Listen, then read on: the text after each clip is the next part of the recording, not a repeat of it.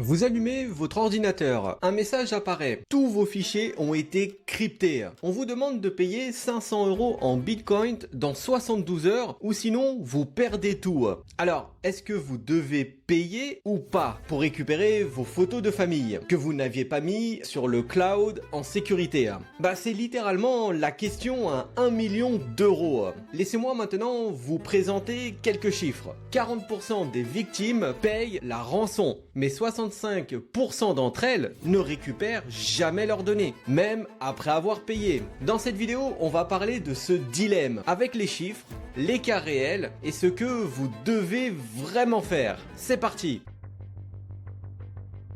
Alors pour commencer, qu'est-ce qu'un ransomware? Eh bien, comme son nom l'indique, dans la première partie du mot, ransom signifie rançon.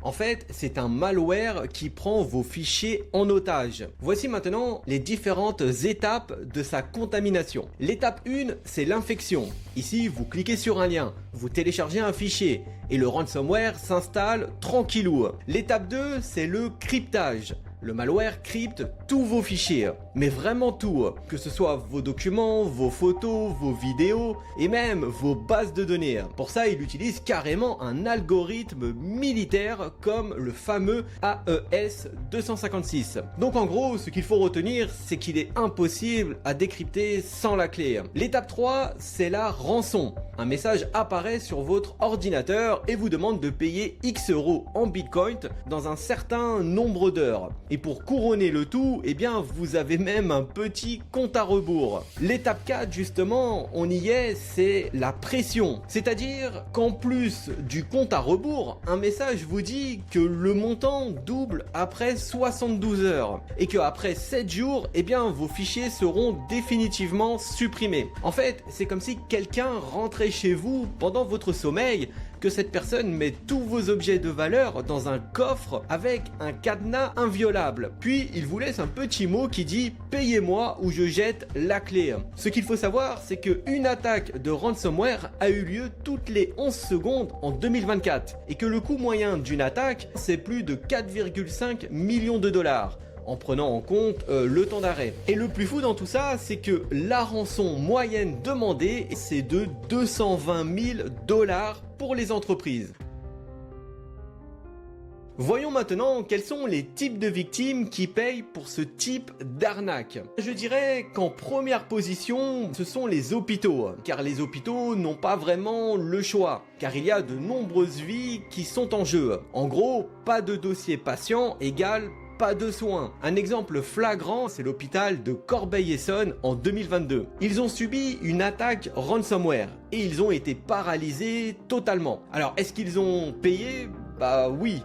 Et si vous voulez savoir quel montant, eh bien, ça n'a jamais été révélé publiquement. Je pense que c'est pour éviter que certains ne se découvrent de nouvelles passions. Nous avons aussi les PME, qui sont la cible des ransomware. Et oui, car les petites et moyennes entreprises, eh bien, s'ils n'ont pas de backup ni de plan de continuité, c'est soit tu payes, soit tu meurs. Donc ils n'ont pas vraiment le choix non plus. D'ailleurs, une statistique que je trouve assez dramatique, c'est que 60% des PME ferment dans les 6 mois après une attaque de ransomware. Ensuite, nous avons aussi les grandes entreprises qui ne sont pas épargnées. Et là, c'est du pain doré, car les grandes entreprises, elles peuvent payer. Et oui, car le temps d'arrêt coûtera systématiquement plus cher que la rançon. Rappelez-vous d'une attaque que l'on a déjà parlé sur cette chaîne, c'est celle de Colonial Pipeline en 2021. Ils ont payé la rançon de plus de 4,4 millions de dollars. Alors pourquoi les grandes entreprises payent systématiquement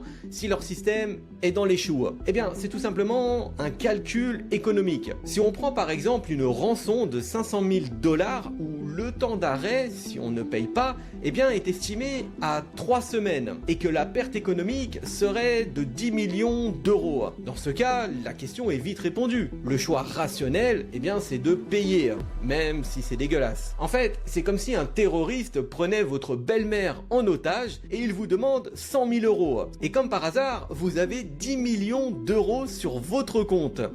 De toute logique, vous allez payer. À part si vous ne pouvez pas la blairer. Donc vous allez payer, même si vous savez au fond de vous que ça finance le terrorisme, qu'en payant vous encouragez aussi d'autres attaques.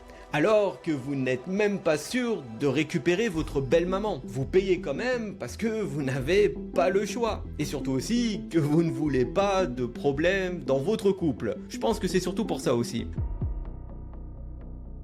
Maintenant, nous allons voir pourquoi il ne faut pas céder au chantage si vous êtes victime d'une attaque de ransomware. C'est-à-dire pourquoi ce n'est pas bien de payer. La première raison, c'est que vous avez de fortes chances de ne pas récupérer vos données. Et oui, souvenez-vous, c'est 65% des victimes qui payent, qui ne récupèrent pas toutes leurs données. Alors pourquoi ça? Tout simplement parce que les hackers eux-mêmes n'ont probablement pas la clé, ou que la clé ne fonctionne pas, ou que les données sont déjà corrompus. En fait, les hackers, tout ce qu'ils veulent, eux, eh bien, c'est disparaître avec l'argent, en laissant le moins de traces possible. La deuxième raison de ne pas payer, c'est que quelque part, vous financez le crime, car les groupes de hackers qui font du ransomware utilisent l'argent pour développer de nouveaux malwares, pour acheter des failles 0D, pour recruter d'autres hackers, ou attaquer d'autres victimes. En gros, si vous payez, vous alimentez tout simplement le cercle vicieux. La troisième raison de ne surtout pas payer, c'est que vous devenez une cible facile, une cible qui paye. Et ça, ce qu'il faut savoir, c'est que les hackers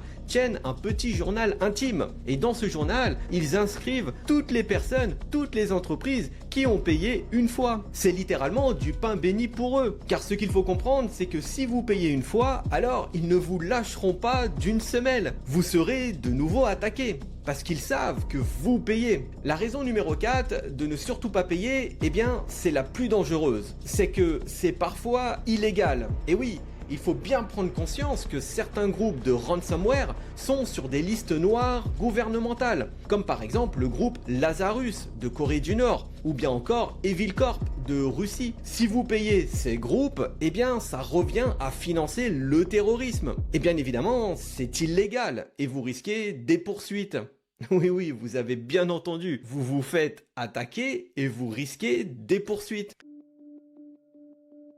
Bon alors, tout ça c'est bien, mais que faire pour éviter d'aller en prison parce qu'on a essayé de vous voler de l'argent? Eh bien ici, ça tient en un seul mot. C'est de faire de la prévention. Le premier point, c'est de toujours avoir un backup. Si vous me suivez depuis un moment, vous connaissez la règle d'or en immobilier, qui est l'emplacement, l'emplacement et l'emplacement. Et je fais souvent illusion à cette règle pour l'adapter à l'apprentissage, où je dis que la règle d'or pour comprendre et non pas seulement apprendre, c'est la pratique et la pratique. Pour se protéger, la règle d'or, c'est backup, backup et backup. Et pour ça, il existe une règle fondamentale, souvent utilisée pour les entreprises, c'est la règle 3-2-1. C'est-à-dire 3 copies, 2 supports et 1 hors site. Et le point le plus important ici, eh bien, c'est que le backup doit impérativement être hors ligne. Et oui, car si le ransomware peut y accéder, eh bien, il le cryptera aussi. C'est aussi simple que ça. Le deuxième point pour se protéger, eh bien, c'est de toujours faire les mises à jour de tous vos systèmes, mais vraiment tous. C'est indiscutable. Le troisième point, c'est d'avoir un antivirus couplé à un EDR, qui est un système de surveillance active pour analyser le comportement de votre ordinateur afin de bloquer les attaques en temps réel, et ce, même celles que l'antivirus ne connaît pas. Pour faire simple et bien comprendre le rôle d'un EDR, parce qu'on n'en parle pas assez et c'est assez méconnu, c'est qu'en gros, on peut voir l'antivirus comme un portier qui a une liste noire des voleurs connus. Et l'EDR, lui, c'est un garde du corps qui surveille les gestes. C'est-à-dire que même si la personne n'est pas sur la liste, si elle commence par casser la vitre ou à forcer le coffre, l'EDR lui saute dessus et l'arrête immédiatement. En fait, ce qu'il faut retenir ici, c'est que tout simplement, prenez un antivirus payant et non pas gratuit, c'est aussi simple que ça. Comme ça, vous êtes sûr que vous aurez toute la panoplie pour être protégé. Et comme dans la vie réelle, si vous sortez sur internet, eh bien, il est important de vous couvrir, car sinon vous risquez d'attraper froid ou de choper un virus bien plus mortel. Le quatrième point pour se protéger, et ça concerne plutôt les entreprises, mais c'est important aussi pour vous d'en prendre conscience, c'est de former les employés. Et oui, car il faut savoir que 91% des ransomware arrivent par phishing. Donc formez vos équipes ou formez-vous, car ce qu'il faut comprendre ici, c'est que la faille la plus vulnérable n'est autre que l'humain. Ce n'est pas les machines qui elles sont ultra efficaces et ne sont jamais fatiguées, alors qu'elles ne dorment jamais. C'est l'humain le maillon faible et rien d'autre. Le cinquième point, eh bien, c'est de bien segmenter votre réseau. Ce que je veux dire par là, c'est de jamais mettre tous vos œufs dans le même panier. Et oui, parce que si un serveur est infecté, eh bien les autres seront protégés. Maintenant qu'on a vu les 5 points qui permettent de faire de la prévention, on va passer à la réaction, c'est-à-dire que faire si cela vous arrive. La première réaction, c'est l'isolement. Là, il faut être vif et débrancher le plus vite possible la machine du réseau. L'idée ici, c'est d'éviter la propagation. La deuxième réaction est de ne surtout pas éteindre l'équipement infecté. Et oui, car sinon, vous risquez de perdre des preuves. Donc laissez-le bien allumé, mais débranchez juste le réseau. La troisième réaction, c'est de faire appel à de vrais experts. Et quand je dis vrais experts, ce n'est pas votre neveu qui s'y connaît en informatique. Là, ce sont généralement ce qu'on appelle des analystes forensics. La quatrième raison, c'est de déclarer, que ce soit la police ou l'ANSSI pour la France. Il faut savoir que la déclaration est obligatoire dans beaucoup de pays. L'idée ici, c'est d'empêcher d'autres victimes. Et la cinquième réaction, c'est la restauration. C'est de restaurer à partir de vos backups si vous en avez. Maintenant que nous avons vu le avant, puis le pendant, on va s'attaquer à la phase d'après l'attaque, c'est-à-dire des leçons à en tirer. La première leçon, c'est ce qu'on appelle l'analyse post-mortem. L'idée ici, c'est de savoir comment ils sont rentrés et qu'est-ce qui a raté. En fait, ce qu'il faut bien prendre conscience ici, c'est qu'on ne peut pas améliorer ce qu'on ne sait pas. Il est important de mener son enquête pour avoir des pistes. La deuxième leçon, c'est le renforcement. Ici, il s'agit de corriger les failles et d'améliorer les processus. Et la troisième leçon, c'est de tester, toujours tester. Pour ça, il faut faire des tests d'intrusion, voire même des exercices de ransomware. Avant de clôturer cette vidéo, je voudrais qu'on aborde un point assez délicat, c'est ce que j'appellerais le dilemme éthique. Prenons le cas des hôpitaux. Un hôpital est attaqué, les dossiers des patients sont cryptés, mais une opération urgente est prévue dans 2 heures. Et sans ce fameux dossier, eh bien, le patient risque de mourir. Alors, que faites-vous? L'option A, vous ne payez pas par principe, par éthique, mais le patient va peut-être mourir. Et l'option B, vous payez. C'est-à-dire que vous financez le crime, mais vous sauvez peut-être une vie, au risque d'impacter d'autres vies plus tard. Comme vous pouvez le voir, le choix est difficile, et je dirais qu'il n'y a pas de bonne réponse. Prenons un autre exemple, celui des PME. Vous avez une PME de 20 employés. Toutes les données sont cryptées, et pas de backup, même si c'est une grossière erreur. La rançon est de 50 000 €. Ici, 2 options. Soit payer et l'entreprise survit peut-être, soit ne pas payer et l'entreprise ferme. Résultat, 20 personnes au chômage. Alors, qu'est-ce que vous faites? C'est un sacré dilemme, comme on peut le voir. En fait, tout ça pour vous dire que c'est un peu le dilemme du tramway. Imaginez que vous êtes aux commandes d'un tramway. Devant vous, 5 personnes sur les rails. Si vous changez de voie, vous ne tuez qu'une seule personne. Alors que faites-vous? En fait, il n'y a pas de bonne réponse, juste des choix difficiles. Alors, faut-il payer dans tout ça? De mon point de vue, je dirais non, mais je comprends ceux qui payent. Alors pourquoi non? Pourquoi je me positionne sur le fait de ne pas payer? De 1, c'est statistiquement idiot. Et oui, car souvenez-vous, 65% des victimes ne récupèrent pas tout et 80% sont réattaqués de nouveau. Au final, vous payez pour rien du tout et pour vous faire attaquer de nouveau et reperdre tout. De 2, je dirais que c'est éthiquement mal car vous financez le crime. De 3, c'est d'un point de vue stratégique car c'est contre-productif. Et oui, parce que au final, ce qu'il faut bien prendre conscience, c'est que plus il y a des gens qui payent et plus il y aura d'attaques. C'est de toute logique et entièrement mathématique. Alors pourquoi les gens payent, me direz-vous? Eh bien, parce qu'ils n'ont pas le choix. Ou du moins, ils pensent qu'ils n'ont pas le choix. La vraie question n'est pas faut-il payer la rançon?